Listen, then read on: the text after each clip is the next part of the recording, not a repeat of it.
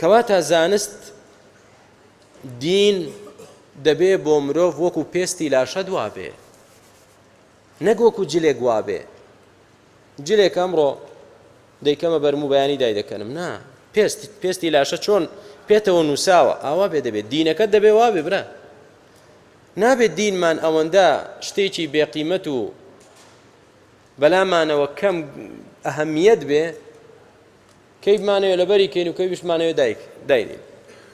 کە هاتە مزگەوتەوە کڵاوێک بکەمە سەرم و سیوایەک بگرمە دەستم و کە چوومە دەرەوەش بۆ مەلها ڕۆیشت، پەنا بەخوای گەورە ئەوە لەگەڵ مەلهاچیەکان ڕەقص و سەما دەکا و چۆ باڕێکیشەوە لەگەڵ مەشروب خۆرەکان مەشروب دەخواتەوە و چۆ بازاڕیش لەگەڵ سوخۆرەکان کڕین و فرۆشتنی ڕیبەوی دەکات و نابێت.